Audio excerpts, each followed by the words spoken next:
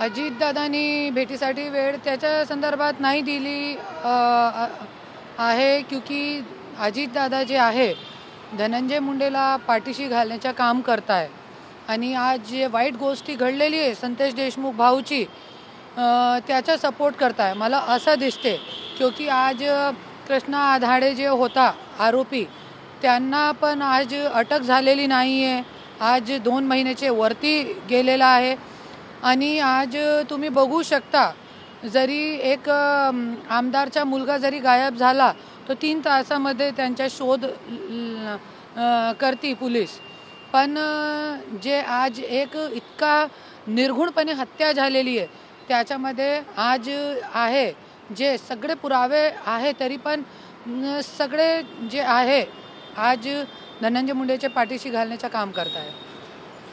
बीडमधील 5 वर्षातील नियोजन विभागातील प्रशासकीय मान्यता चौकशीची करणार होते ती मागणी. बीडमध्ये 5 वर्षाचे नियोजन होते ना, विभागातील प्रशासकीय मान्यता चौकशी करणार होते. चौकशी तो आता मला असं वाटते की जरी सिस्टम हे लोकांची आहे, जरी प्रशासन हे लोकांचं आहे, तो चौकशी करणार कोण? आणि तुम्हाला माहिती आहे की आज प्रशासन हे लोकांचं आहे, शासन हे लोकांचं आहे, तो जोपर्यंत धनंजय मुंडेचा राजीनामा नाही होणार आहे तोपर्यंत चौकशी होऊ शकत नाही, मला असं वाटतं. करुणा मुंडेंच्या तक्रारीनुसार मंत्री धनंजय मुंडे कारणे दाखवा नोटीस, करुणा मुंडेच्या नावात असलेली मालमत्ता निवडणूक शपथपत्र न दाखवला आरोप.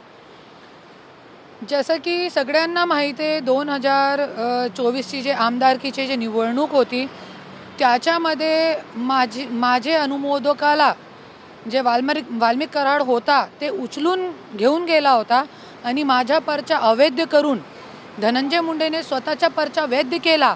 मी स्वतः तिकडे CCTV फुटेज पण आहे तिकडे निवडणूक विभागाकडे, तिकडे मी ऑब्जेक्शन घेतला होता त्यांचे पर्चेवरती की माझे नवरेने माझ्या मुलाबाळांच्या नाव दाखवलेलं आहे शिशू मुंडे शिवानी मुंडेच्या, पण आई म्हणून माझं नाव कुठे आहे, माझी जे प्रॉपर्टी आहे त्याचा उल्लेख कुठे आहे, आमचे जे दोघांचे वाद जे डिवोर्स पिटिशन चालू आहे, डोमेस्टिक व्हायलन्सचं पिटिशन चालू आहे आणि आणखीन खूप काही पिटिशन चालू आहे ते दाखवलेले नाही आहे आणि सगळी खोटी माहिती दिलेली आहे.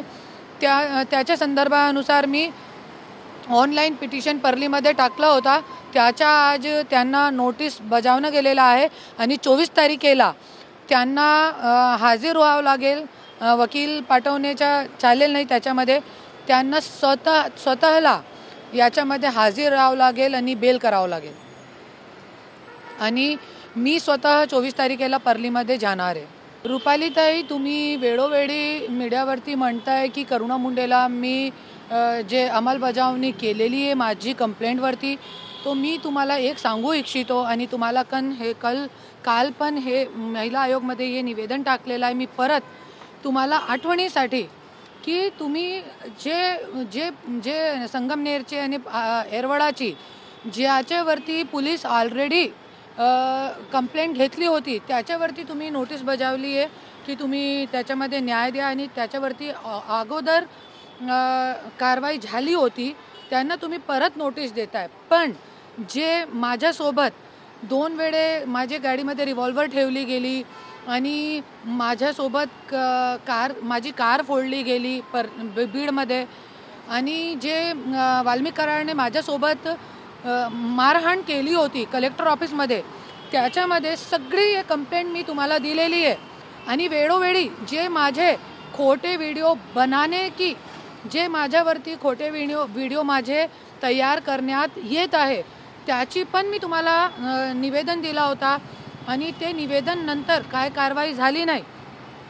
माझ्यावरती फेसबुकवरती धनंजय मुंडेचे कार्यकर्ते खूप घाण कमेंट करताय, त्याच्यावरती कंप्लेंट दिली आहे, तरी पण आज ये तुम्ही बघू शकता इतकी कंप्लेंट आहे सगळी. मी कल पण तुम्हाला एक आठवणीसाठी दिलेली आहे, जरी तुम्हाला वाटेल तर तुम्ही करू शकता, याच्यावरती मला न्याय देऊ शकता.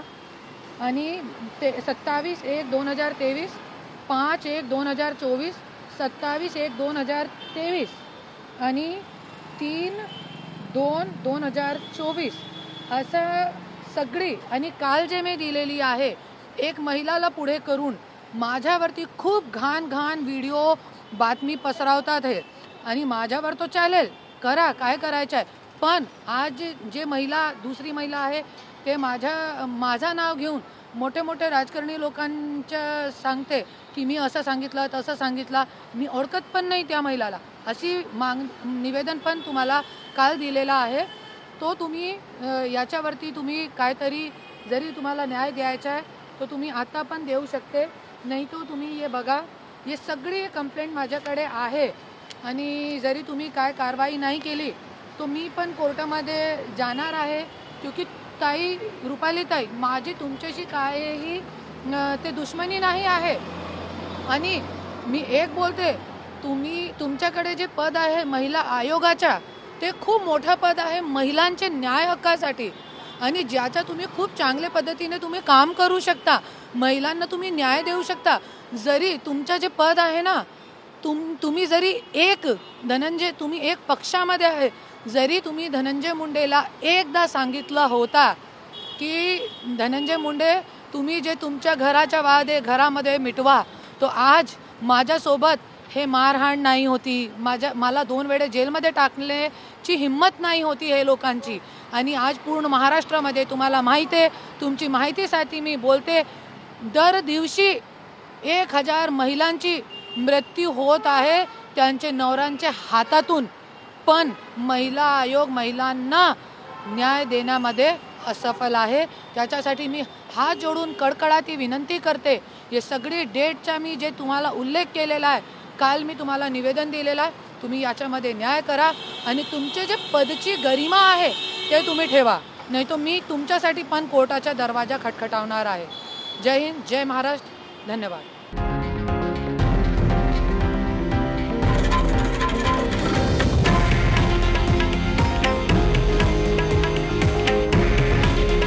हे आहे देशातील नंबर 1 न्यूज नेटवर्क आणि आपण पाहत आहात TV9 मराठी. काळजी तुमची, हित महाराष्ट्राचं.